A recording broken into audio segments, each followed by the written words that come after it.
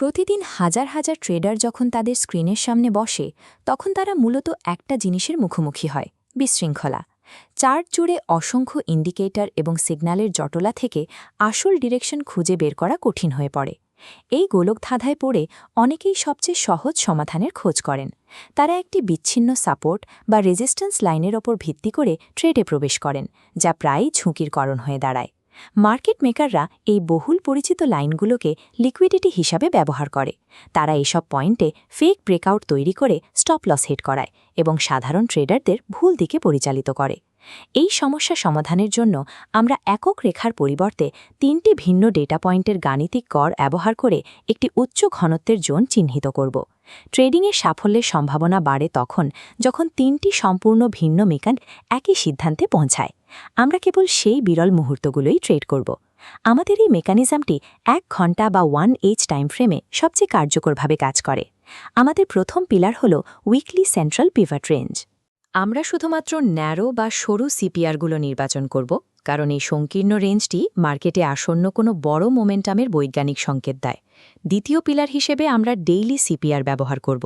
এখানে বাড়তি কোনো সাপোর্ট বা রেজিস্ট্যান্সের প্রয়োজন নেই। আমরা শুধু 3টি central pivot line TC, pivot এবং বিসির দিকে মনোযোগ দেব। তৃতীয় পিলারটি হল বিজরগাম কি লেভেল।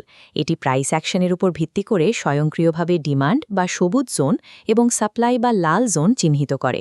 এই 3টি উপাদানের সম্মিলিত গাণিতিক ভ্যালু যখন একই স্থানে মিলিত হয় তখন সেটি চার্টে একটি স্ট্রাকচারাল বাধা তৈরি করার ক্ষমতা রাখে।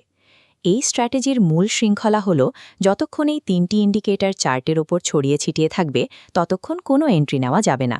যখন ডেইলি সিপিআর এবং ন্যারো উইকলি সিপিআর সরাসরি একটি বিজরগাম জোনের সাথে ওভারল্যাপ করবে, কেবল তখনই আমাদের সেটআপটি কার্যকর হবে। 3টি লেভেলের এই শক্তিশালী সমন্বয়কে আমরা বলছি কনফ্লুয়েন্স ক্লাস্টার। একটি বাই সেটআপের জন্য ন্যারো উইকলি সিপিআরের সাথে ডেইলি সিপিআর এবং একটি সবুজ ডিমান্ড বক্সের ক্লাস্টার প্রয়োজন। একইভাবে একটি সেল সেটআপ তৈরি হবে যখন লাল সাপ্লাই বক্সের সাথে উভয় সিপিআর লাইন একই অবস্থানে মিলিত হবে। এই জোনটি অত্যন্ত গুরুত্বপূর্ণ, কারণ এখানে উইকলি, ডেইলি এবং ভলিউম বেসড লেভেলগুলো একই সাথে সক্রিয় থাকে, যা একটি শক্তিশালী রিজেকশন পয়েন্ট তৈরি করার সম্ভাবনা বাড়ায়। ক্লাসটা তৈরি হওয়ার পরপরই ব্রেকআউটে ট্রেড নেওয়া পরিহার করতে হবে। অধিকাংশ ক্ষেত্রে ব্রেকআউটগুলো পুনরায় টেস্ট করার জন্য ফিরে আসে। এন্ট্রির প্রথম শর্ত হল প্রাইসকে এই ক্লাস্টার থেকে দূরে সরে যেতে হবে।